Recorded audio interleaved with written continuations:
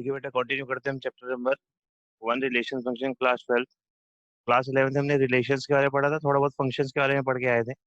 तो रिलेशंस क्या होता है? रिलेशन जैसे हमने एक इक्वेशन ले ली, y is equal to m x plus c, y is equal to m x plus c, और वीकेंड से हम इस तरह से कोई भी इक्वेशन कंसिडर कर सकते हैं।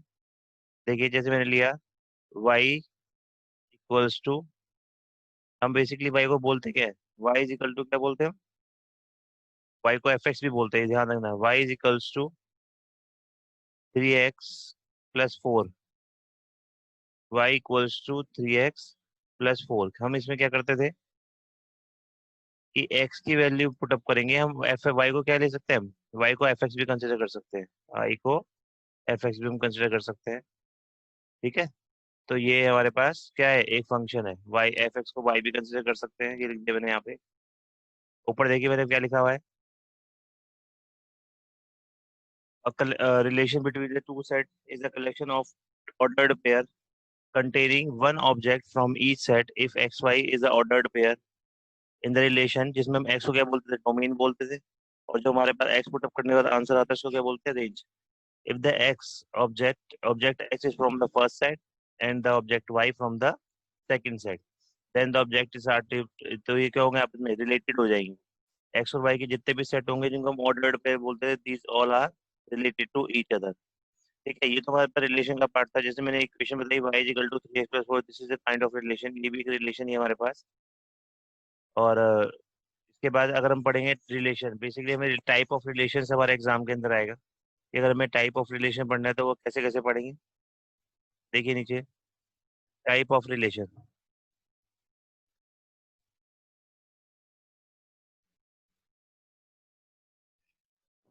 तो फर्स्ट ऑफ ऑल आता है रिफ्लेक्सिव रिलेशन, सिमेट्रिकल, ट्रांजिटिव, और एक होता है इक्विवेलेंस रिलेशन। ये चार तरह के रिलेशन में पढ़ने हैं।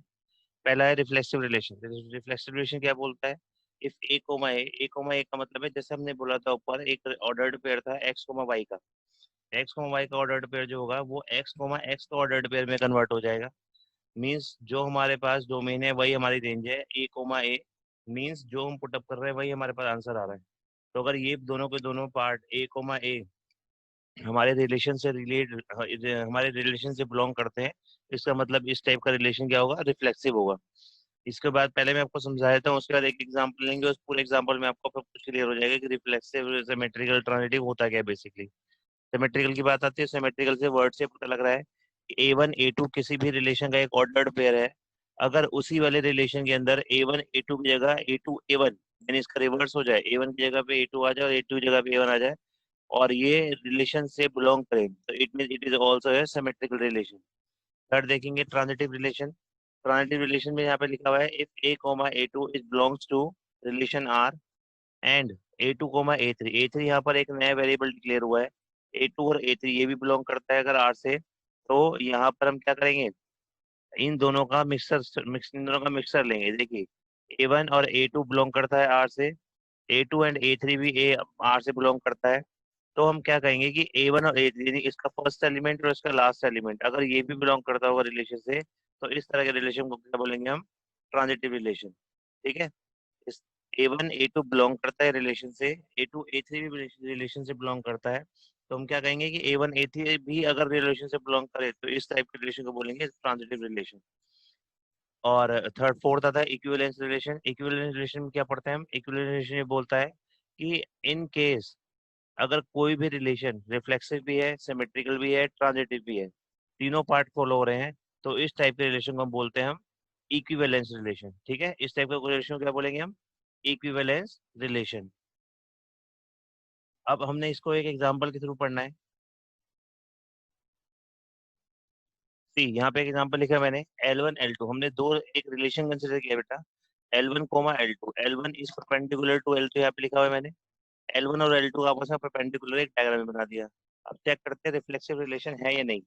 अब मैंने आपको बोला था रिफ्लेक्सिव का मतलब होता है ए वन और ए वन ए कोमा ए, इसका मतलब दोनों के दोनों ऑर्डर्ड पेयर में सेम वैल्यू रखी जाएगी। L1 कोमा L1 ही लिखा मैंने यहाँ पे, L1 कोमा L1।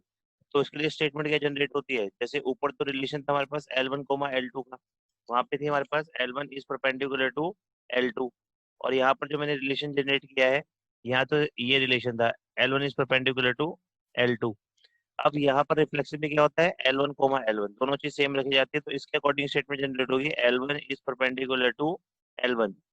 यहाँ L1 है, L1 is perpendicular to L1, but this statement is wrong क्योंकि a line is not perpendicular to itself. एक लाइन अपने आप की कभी परपेंडिकुलर नहीं होती है, तो इसका मतलब क्या है कि ये रिफ्लेक्सिव रिलेशन कंसिडर नहीं होगा, क्योंकि ये स्टेटमेंट इसके लिए ट्रू नहीं है। आ गया जो सिमेट्रिकल में। सिमेट्रिकल में मैंने बताया था आपको ऑर्डर चेंज हो जाता है, जैसे एक्स को वाई का ऑर्डर होता है वो वाई को एक्स का कन्वर्ट हो जाता है। चेक करते हैं इस स्टेटमेंट के अकॉर्डिंग वो ट्रू है या नहीं। तुमने लिखा L2 और L1 उल्टा लिखा, तो इस स्टेटमेंट को भी रिवर्स कर देते हैं। L2 is perpendicular to L1, this statement is right because if L1 is perpendicular to L2, अगर L1 L2 के परपेंडिकुलर है तो उस केस में L2 भी L1 के परपेंडिकुलर ही होगा। इसका मतलब ये एक सिमेट्रिकल रिलेशन है। ठीक है, ये सिमेट्रिकल रिलेशन है। आगे देखते हैं नेक्स्ट पार्ट। थर्ड देखिए, ट्रांजिटिव। ट्रांजिटिव में मैंने आपको बताया था थर्ड वेरिएबल लेते हैं। देखो डायग्राम भी बनाया मैंने यहाँ पे आपके लिए। यहाँ पे लिखा है L1 कोमा L2। इस स्टेटमेंट का क्या मतलब था, इस स्टेटमेंट का मतलब था कि L1 is perpendicular to L2 और L2 कोमा L3 एक थर्ड वेरिएबल लेंगे, यानी कि L2 is perpendicular to L3 जैसे यहाँ डायग्राम बना हुआ है। तो इस इन दोनों स्टेटमेंट्स के अकॉर्डिंग L1 और L3, यानी अब इसको और इसको लेना है, L1 और L3। L1 is perpendicular to L3, अब इसके अकॉर्डिंग ये वाली स्टेटमेंट जनरेट हो गई। बट अगर हम डायग्राम के अकॉर्डिंग चेक करें, इसको ये डायग्राम बना रखा है, इसके अकॉर्डिंग चेक करें तो L2 और L3 में क्या रिलेशन है, पैरेलल का रिलेशन है, परपेंडिकुलर का नहीं है। तो this statement is wrong because two perpendicular line, two perpendicular on a line is parallel to each other, लेकिन यहाँ पे परपेंडिकुलर बोल रहा है, तो इसका मतलब ये रिलेशन ट्रांजिटिव भी नहीं है। इस तरह से हमें अपने क्वेश्चन को इनके रिलेशंस के अकॉर्डिंग चेक कराना है कि ये ट्रांजिटिव है नहीं है, और रिफ्लेक्सिव है या नहीं है, सिमेट्रिकल है या नहीं है, और इनकेस अगर तीनों हो जाते हैं तो हम उसको इक्विवेलेंस रिलेशन बोलेंगे। ठीक है, अब आगे देखिए। अब मैंने यहाँ पे क्वेश्चन नंबर 1 देखो कैसे कर रखा है। मैंने यहाँ पे क्या किया बेटा, हमारे पास एक्सरसाइज है 1.1, क्वेश्चन नंबर 1 का फर्स्ट पार्ट है। एक ये हमारे पास एक सेट था जिसमें 1 to 14 तक नंबर है, और आर एक रिलेशन है जिसके अंदर देखा है X Y such that 3x minus Y equal to 0। मैंने यहाँ पे इनके ऑर्डर्ड पेयर तैयार कर लिए। ऑर्डर्ड पेयर कैसे, जैसे एक्स की वैल्यू पुटअप करते चले गए तो वाई का हमारे पास आंसर आ गया। तो यहाँ पे देखो 1,3 मीन्स एक्स की वैल्यू अगर हम यहाँ पे 1 पुटअप करेंगे तो वाई का आंसर कितना आएगा, 3 आ जाएगा। एक्स की वैल्यू 2 पुट डोमेन रेंज का मैंने यहाँ पे एक सेट तैयार कर लिया है। और 4 ही यहाँ पर ऑर्डर्ड पेयर होंगे क्योंकि 14 से आगे हम जा नहीं सकते। अब देखो रिफ्लेक्सिव के केस में आ जाओ। रिफ्लेक्सिव में क्या कहता है, दोनों वैल्यू सेम होनी चाहिए, डोमेन रेंज 1,1 2,2 3,3। बट ये सारे के सारे अगर मैं इसके अकॉर्डिंग लेता हूँ तो ये सब के सब जो है इस रिलेशन में है ही नहीं, क्योंकि ये रिलेशन तो हमारे पास ट्रू है, क्योंकि जो क्वेश्चन में दे रखा है वो ट्रू होता है। तो 1,1 2,2 is not belongs to R, ये भी इसमें आर में है ही नहीं, तुम क्या कहेंगे, it is not reflexive. Symmetrical में अगर 1,3 हमारे पास ट्रू रिलेशन है तो 3,1 इसके अंदर आना चाहिए, इसका रिफ्लेक्सिव पार्ट वही होता है। 1,3 belongs to R but 3, is not belongs to R, इसका मतलब ये सिमेट्रिकल भी नहीं है। ट्रांजिटिव पे आ जाते हैं। देखो 1,3 से हमारा आंसर बिलोंग करता है रिलेशन से, 3,9 भी हमारे पास है। तो 1,9 चेक कराना है हमें, 1,9 इसका फर्स्ट वैल्यू इसका लास्ट वैल्यू। 1,9 चेक करा है, it not belongs to R, इसका मतलब ना ही रिफ्लेक्सिव है ना ही सिमेट्रिकल है ना ही ट्रांजिटिव है, तीनों में से कोई से भी पार्ट इसका फॉलो नहीं हो रहा है। ठीक है, इस तरीके से हम अपने क्वेश्चन को क्या करते हैं, रिफ्लेक्सिव सिमेट्रिकल और ट्रांजिटिव दिखाते हैं। नेक्स्ट क्वेश्चन पे आओ, फिर देखो आपको और अच्छा क्लियर होगा इसके अंदर। देखिए इसमें लिखा है बेटा, थर्ड पार्ट है इसका ये, एक्स कोमा वाई एक ऑर्डर्ड पेयर है जिसमें Y is divisible by X, जिसके अंदर Y is divisible by X. अब हम क्या करेंगे, Y Y is divisible by X, हमने यहाँ पे क्या किया, ऑर्डर्ड पेयर लिया, और यहाँ पे क्या किया, एक्स कोमा एक्स ले लिया मैंने यहाँ पे। एक्स कोमा एक्स का मतलब ये होता है, इस स्टेटमेंट के according x is divisible by x, x x को ही डिवाइड करता है, तो ये बात बिल्कुल सही है। Because a number is divisible to itself, क्योंकि एक नंबर अपने आप को भी डिवाइड करता है, एक नंबर अपने आप का डिविजिबल होता है, तो इट इज रिफ्लेक्सिव केस, ये रिफ्लेक्सिव पार्ट हो गया। बट अगर हम बात करते हैं इसकी सिमेट्रिकल की, तो 2,4 इज बिलोंग्स टू रिलेशन। अब 2,4 तो सही है, क्योंकि यहाँ पे अगर हम बात करते हैं एक्स कोमा वाई के अकॉर्डिंग, तो 4 is divisible bye 2, 4 is divisible bye 2, ये बात ठीक है। बट इसका उल्टा पढ़ेंगे 2 इज डिविजिबल बाय 4, वो गलत हो जाएगा because it is not belongs to R. तो इसका मतलब ये क्या है, यहाँ लिखा है मैंने 4 is divisible bye 2 but 2 is not divisible by 4। तो इसका मतलब ये सिमेट्रिकल रिलेशन नहीं है। थर्ड पार्ट पे आ जाओ बेटा। एक्स कोमा वाई और वाई कोमा जेड मान लेते हैं बिलोंग करते हैं आर से। ठीक है, ये बिलोंग करते हैं आर से। जैसे कि 4 is divisible bye 2, 2 is divisible bye 1। यानी कि अगर मैं बात करता हूँ यहाँ पे, अगर हम यहाँ पे 2,4 पुटअप करते हैं तो इसका मतलब क्या है कि 4 is divisible bye 2, 4 is divisible bye 2। और एक्स वाई है ना, वाई के लिए यहाँ पे सेम भी लेते हैं तो 4 is divisible bye 1, 4 is divisible bye 1। तो इस केस के अंदर अगर हम बात करते हैं तो 4 इज डिविजिबल बाय 1 ऑल्सो, क्योंकि हमारे पास जो रिलेशन आएगा थर्ड पार्ट में, ये 4 ले लेते हैं, इसको हम फॉर द टाइमिंग 1 कंसिडर कर लेते हैं। तो हमें 2 और 1 का रिलेशन निकालना है बेटा। यहाँ पे 2 और यहाँ पे 1। ठीक है, इस तरह से हम यहाँ पे ट्रांजिटिव को प्रूव करेंगे। यहाँ पे 8 लिखो तो आंसर समझ में आएगा, क्योंकि यहाँ पर इस तरह से आएगा। यहाँ पे आएगा बेटा 2 is divisible bye 4, 8 is divisible bye, यहाँ पे आएगा 4 इज डिविजिबल बाय 2, ये स्टेटमेंट के अकॉर्डिंग है। 8 इज डिविजिबल बाय 4, ये भी ठीक है हमारे पास, ये भी रिलेशन बिलोंग कर ये भी बिलोंग कर रहा है रिलेशन से। अगर हम इन दोनों से वैल्यू एक्सट्रैक्ट करें तो इसकी वैल्यू 2 आ गई और इसकी वैल्यू कितनी आ गई 8। तो इसका मतलब ये क्या हो गया कि 8 इज डिविजिबल बाय 2, और ये बात सही होती है। तो इसका मतलब क्या है, R is also transitive. R यहाँ पे क्या हो गया, ट्रांजिटिव भी हो गया। तो इस केस में रिफ्लेक्सिव हो गया, सिमेट्रिकल नहीं है बट ट्रांजिटिव है। तो नीचे लिखेंगे R is reflexive and transitive but not symmetrical. ठीक है, अब नेक्स्ट पार्ट पे आते हैं। देखो अगला पार्ट हम करेंगे, इस तरह से हम अपने रिलेशंस को प्रूव करते हैं। नेक्स्ट क्वेश्चन देखिए, कहता है एक्स को Y is such that X and Y work at a same place. X और वाई दोनों क्या करते हैं, सेम प्लेस पर वर्क करते हैं। ठीक है, तो अगर हम यहाँ पे रिफ्लेक्सिव करते हैं तो एक्स कॉम एक्स आ जाएगा, क्योंकि रिफ्लेक्सिव में डोमेन और रेंज सेम होती है। तो यहाँ पे आर इज रिफ्लेक्सिव क्योंकि X and Y work at the same place, same statement, X and X work at the same place, सही बात है। अब X comma Y, Y comma X, X and Y work at the same place कर देते हैं, या Y and X work at the same place, एक ही बात होती है। वो भी हमने यहाँ पे सेम, यानी कि ये जो रिलेशन है वो सिमेट्रिकल भी है। थर्ड, एक न्यू वेरिएबल लेना पड़ता है हमें ट्रांजिटिव के अंदर। X comma Y is work at the same place, Y and Z work at the same place, it mean तीनों सेम प्लेस पे काम कर रहे हैं, तो we can say X and Z also work at the same place. तो ये भी हमारे रिलेशन से बिलोंग करेगा। इट मीन ये रिलेशन हमारे पास रिफ्लेक्सिव भी है, सिमेट्रिकल भी है और ट्रांजिटिव भी है।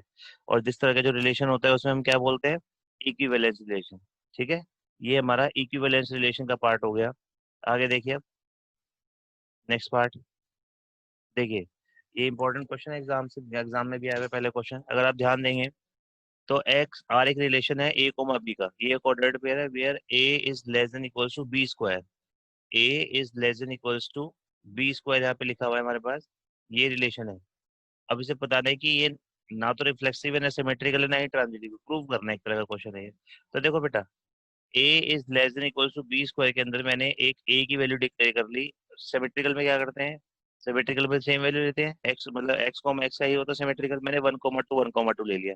लेकिन अगर मैं यहाँ पे ए और बी की जगह पे 1,2 डालूंगा तो ये ट्रू नहीं होगा, क्योंकि 1/2 is greater than 1/4।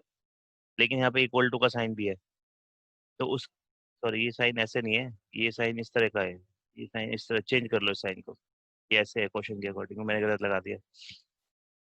1,2 is less then 1/2 का होल स्क्वायर, तो ये क्या है, रिफ्लेक्सिव नहीं है, क्योंकि ऐसा पॉसिबल ही नहीं है, क्योंकि 1/4 बड़ा नहीं होता, 1/2 बड़ा होता है, तो इसका मतलब रिफ्लेक्सिव नहीं है ये।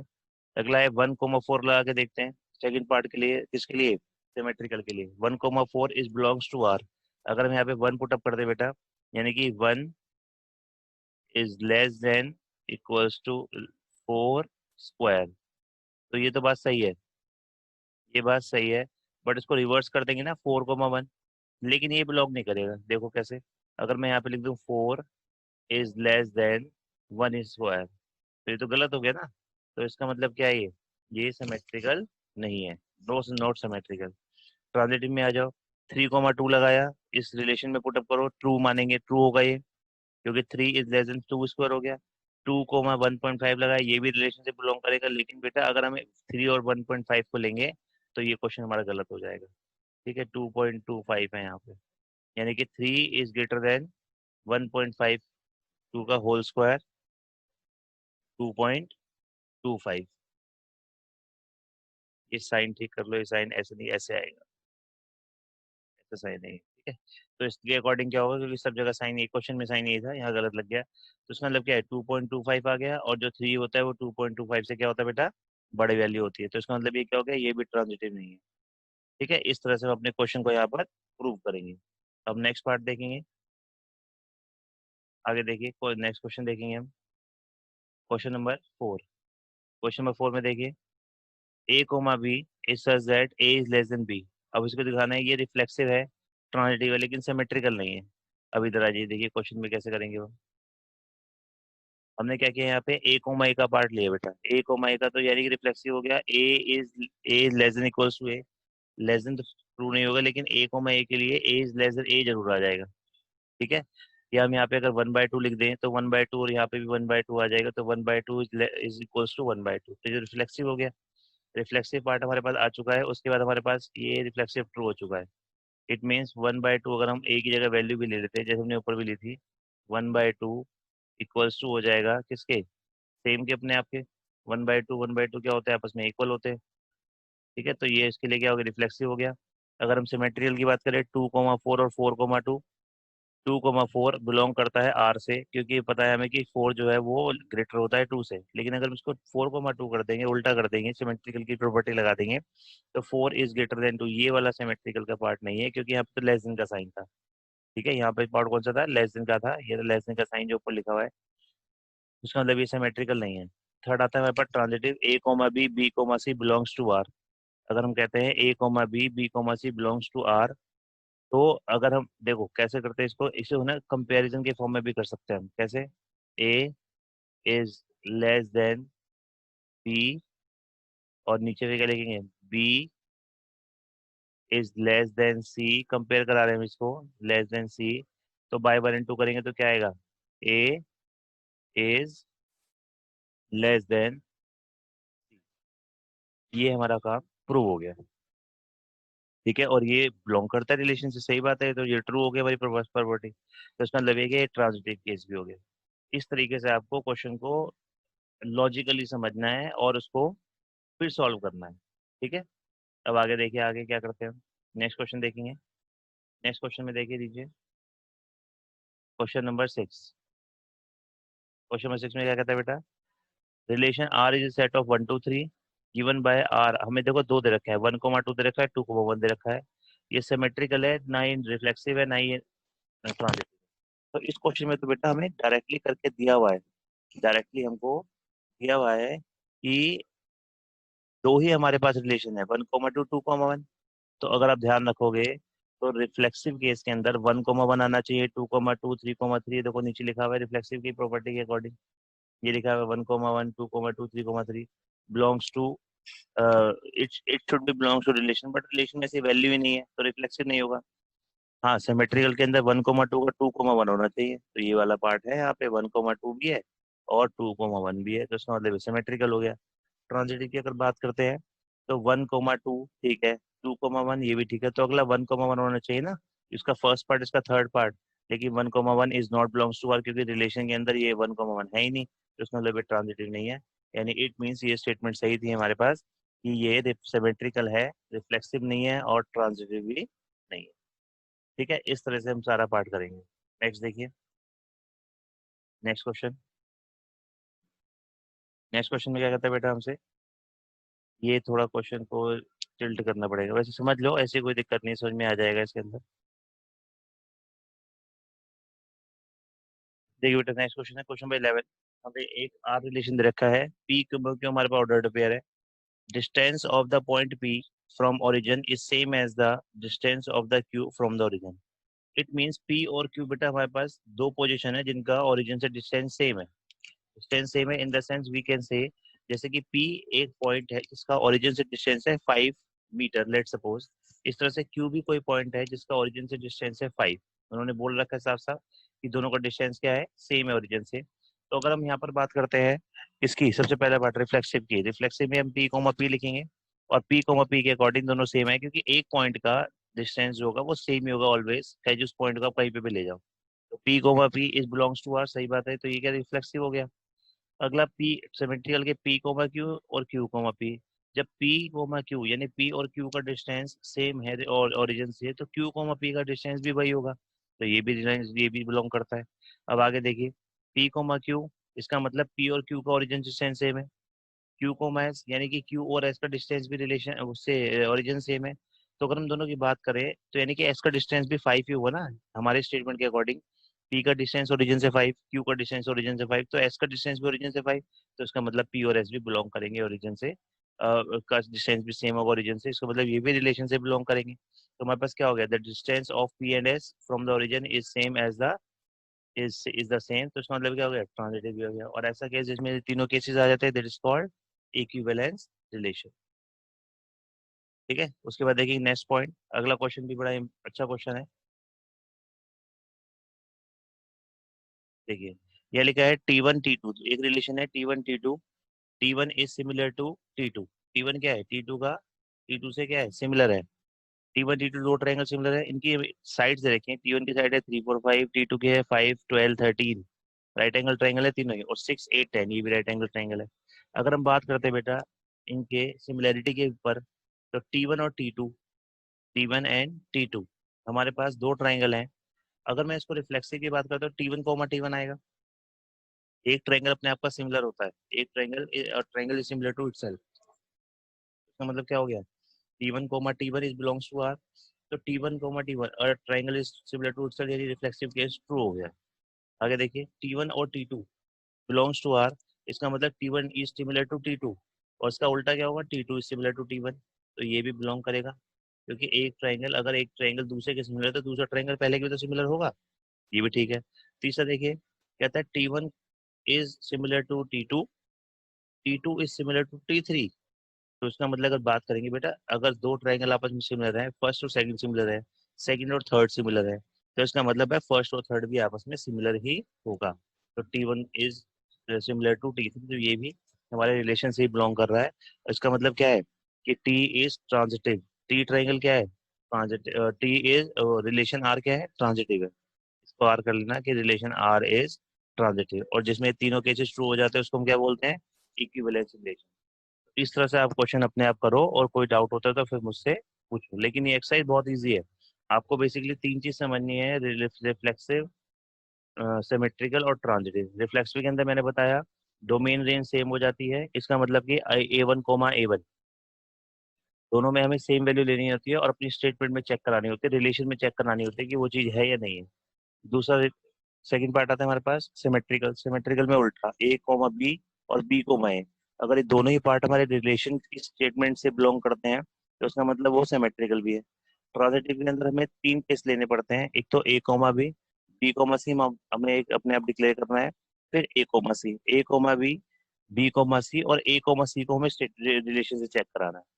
ठीक है, यही तीन केसेस है जिसके यहाँ पर अपने स्टेटमेंट को क्या बोलते हैं, रिफ्लेक्सिव वगैरह बोलते रहते हैं। ठीक है, इस तरह से आप अपने क्वेश्चन को करो, कोई डाउट हो तो फिर मुझसे आप पूछ लो। ठीक है।